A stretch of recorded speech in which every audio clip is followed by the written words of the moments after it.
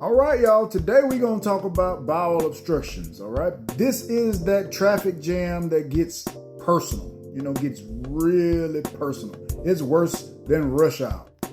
When your colon throws up this sign right here, obstruction ahead, this is like having constipation on several different steroids. It's going to be out of control.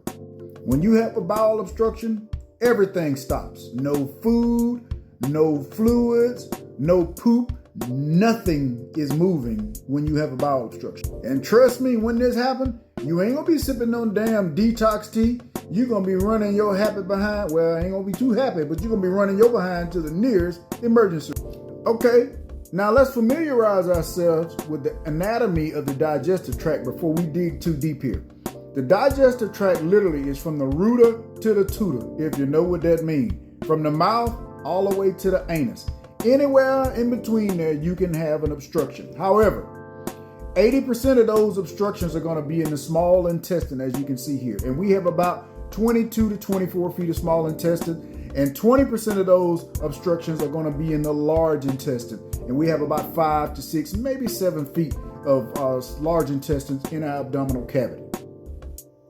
Okay, now let's talk about the causes of bowel obstructions. As you can see in this picture up top, starting at the top, you have herniation, basically a hernia. This can be an inguinal hernia, which is in your groin. This can be an umbilical hernia, where your navel is. You can have hiatal hernia as well, which is a little higher up. Adhesions, these are scars from any type of abdominal surgery or trauma you may have had.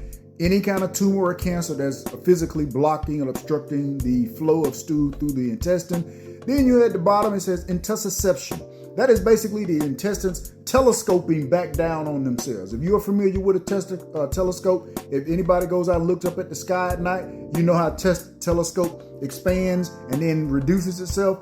That is intussusception, the reducing piece of it. Then volvulus is basically your intestines being twisted into a knot. Think about it kind of like a knotted up garden hose. And it's not something you want. It's very painful.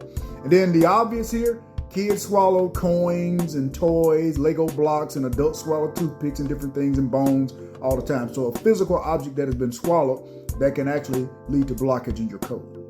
Now, I hope this is making better sense based on the conversation we had yesterday.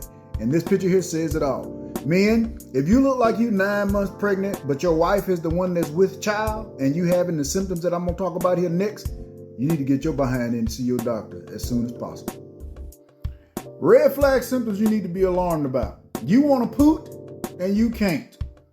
You want to have a bowel movement and you can't. And you ain't had one in several days. Coupled with fever, chills, nausea, vomiting, and God forbid you throw up stool. I literally had a patient early in my career in the ICU that was so full of shit, he was literally throwing up stool. You do not want any of them symptoms. Along with a rock hard abdomen, yes, you need to get to the hospital as soon as possible. This could literally cost you your life. Lord, I hope y'all were listening to them red flag symptoms that I mentioned, because if you don't pay attention to them, we might be talking about you at the repast. Yep, you won't survive. If your colon ruptures and you have a bowel obstruction and all that toxic stool spills into your abdominal cavity, you'll get a condition we call peritonitis, and that leads to septic shock and death, and you will not survive. And if you have any symptoms that I mentioned that suggest that you might have a large or small bowel obstruction, please go see your doctor and don't take this Dukalax, because it ain't going to let that dookie loose. You need medical intervention. Get to see your doctor as soon as possible. Now, if your colon throws up a detour sign and nothing is moving, don't sit on this. Get to the nearest emergency room so you can get the help that you need. Or your wife is going to have to tell us what she thinks happened to you, because you won't be here. All right, hope y'all enjoyed today. Stay tuned. Got a great one coming tomorrow. See you soon. Peace and blessings.